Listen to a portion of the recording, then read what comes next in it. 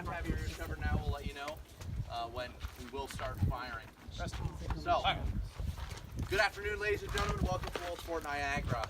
What you see before you here are 4 soldiers and a drummer of the 8th Regiment of Foot, which garrisoned this fort during the American Revolutionary War, and they were here from 1774 until 1785. Right now the sergeant is inspecting the men, making sure that their fire locks, their guns are functional, that they have a good piece of flint in there, that their flint is tight, that they all have hammer stalls, a leather piece that goes over their hammer so their gun won't go off unexpectedly. And he is now going to take them through some maneuvers as well. So, on a European battlefield, in parades, and when training, this is how you march around. Marching in step to the beat of a drum. There may also be a fifer as well, but it's more common to have just a drummer. So, they're all staying in the same line, they're all wheeling at the same time. This is so they can keep a united front. They're sort of, in military treatises at the time, they talk about how soldiers can move forward, to the left, or to the right, and they can't really move backwards. There's no way to stay together moving directly backwards. But they can fix that by moving in these great big wheels. So,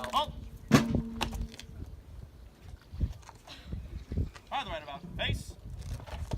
So they need to turn around, march that way. There's orders for just about every way to turn. They can march forward, they can wheel around to the right or left. They can do something called an oblique, where they walk forward, but they walk to the side with they walk sort of diagonally forward, but facing front. Now they are at what's called the open order. This is how the British Army is maneuvering during most of the American Revolutionary War, about an arm's width apart. Maneuvering at the open order is a little easier. The men don't always have to stay in step, and they can go around any obstacle. They don't really have to move in these regimented wheels. They notice a lot of them are running. So this is a much more flexible way of maneuvering your men and of controlling your troops. So that way, when you get to battle, you can fight. It says you can break and reform. So they don't all have to move together. The sergeant can decide where they're going to go without having to tell the men beforehand. So he can go maybe perhaps scout the terrain a little bit and see what the best option will be before he orders the men to come with him. Private Standard, front rank, march. Private Elliot, rear rank, march. Now he's arranging the men into 3 ranks. This is a very European way of loading and firing. This allows you to stack up a lot of fire in a very small space. This is just one file. Imagine 50 files, 100 files of men, all firing at once, each file sending 3 rounds downrange. And those muskets are accurate out to about 120 yards. They're going to hit what they're aiming at. They'll even start firing at 300 yards away. So even if they won't hit what they're aiming at, they will hit something. It sends an enormous wall of lead downrange towards the enemy. They're going to be firing in volleys, so all fire at once. Now's the time to cover your ears. You don't like loud noises. They're firing all 3 at once. And a trained British soldier can load and fire his musket once every 10 to 15 seconds. But they're all going to wait for the orders of the drum or the sergeant before they do anything.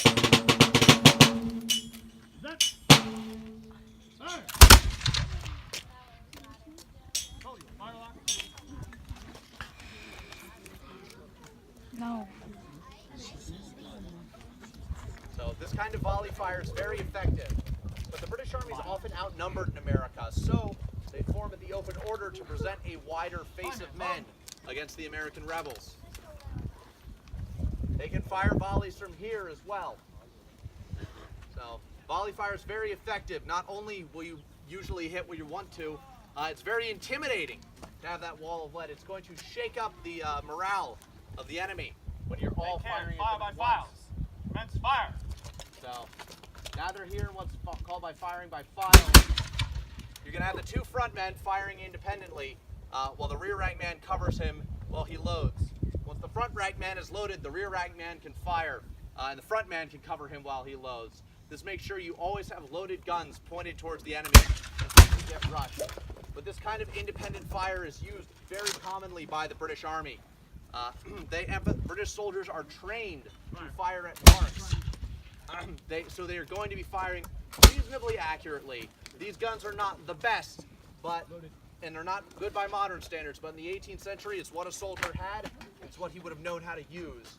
So this sort of accurate fire, maybe a bit slower, but than volley fire, maybe not as disciplined, but it's going to do the job.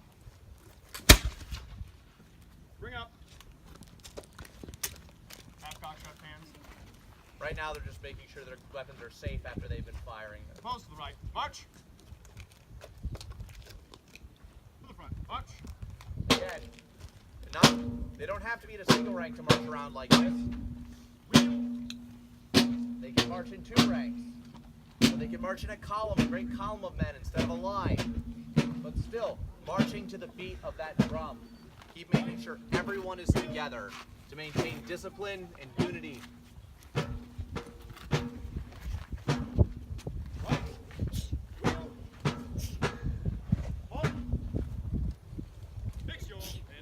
So, right at this moment, they are fixing the bayonet upon the end of the gun. This is the weapon that the British Army likes to use more in North America than firing. Since they're outnumbered, they have to use shock tactics, tactics that frighten the enemy, especially since they're a disciplined professional force and the American rebels are not. So it's very easy for them at the point their bayonets, which are all set so they can load and fire with a bayonet on, to charge. They want to drive the enemy from the field, and they're not going to do that just by firing at them. Charge your bayonets. Let's go!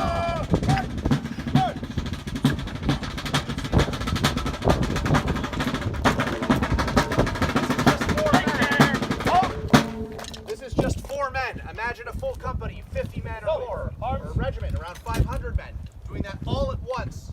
Unfix your bayonets. You seem like smart people. What would you do if you saw that coming at you? Run! Very good. And the British won many battles during the American Revolution in this way, especially battles in the fall of 1776, fighting around New York. Many Continental soldiers didn't even have bayonets to stand up against the bayonet charge. Take care to dismiss. By the right about face. So we're now dismissing the men in a very formal way. God save the king! Of course, cheering for the king. And so thank you all very much for coming for our infantry demonstration. We would like to thank you all very much for coming to Old Fort Niagara this afternoon. And if you guys have any questions about anything you just saw, please do not hesitate to ask. That's why we're here.